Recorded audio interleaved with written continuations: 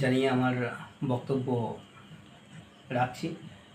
আজকে তোমাদেরকে বলবো এই রেলের যে কোনো চাকরি, নর্মালি গ্রুপ ডি,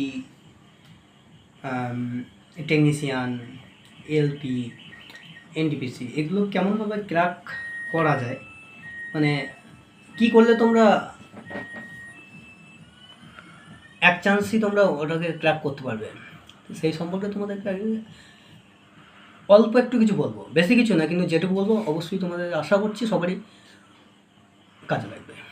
তো ব্যাপারটা হচ্ছে, দেখো তোমরা প্রথমে এই রিয়েলটাকে যদি ফলো করো, তোমার সায়েন্সটাকে প্রথমে এই মানে যাদের সায়েন্স একটু কম আছে তারা একটু 9-10টা ভালো করে পড়ো, পারলে এনসিআরটি বুকগুলো পড়ো, ঠিক আছে?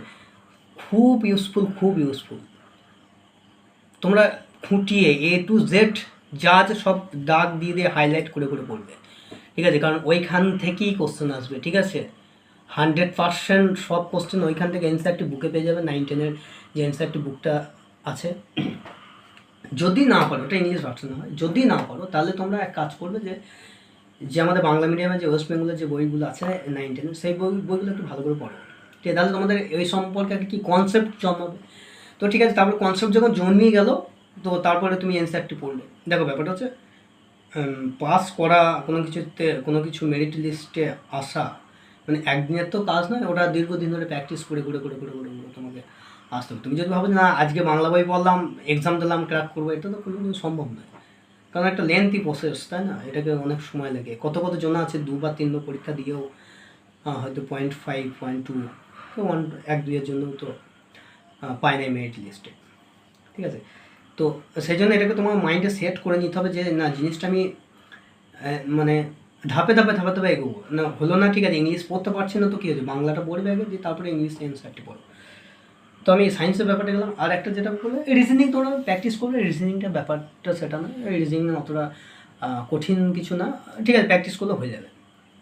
কিন্তু যেটা ব্যাপার সেটা হচ্ছে ম্যাথ 20 নম্বর 25 নম্বর করে ম্যাথ থাকছে। তো ম্যাথের ব্যাপারটা হচ্ছে যে ম্যাথগুলো তোমাকে করে আসতে হবে, তার জন্য প্রচুর প্র্যাকটিস, ঠিক আছে? প্র্যাকটিস ছাড়া তুমি ম্যাথ করতে পারবে না। ম্যাথ ইজ দ্য কি point two crack railway job, এটা মাথায় ঢুকে নাও ভালো করে, ঠিক আছে? যত পারো ম্যাথ প্র্যাকটিস করো, ম্যাথের ট্রিক্স ফলো করো, শর্টকাট প্রসেস, টাইমিং দেখো, যাতে অল্প টাইমে বেশি ম্যাথ করতে পারো, তবেই একমাত্র তুমি রেলওয়ে এক্সামে সাকসেস হতে পারবে।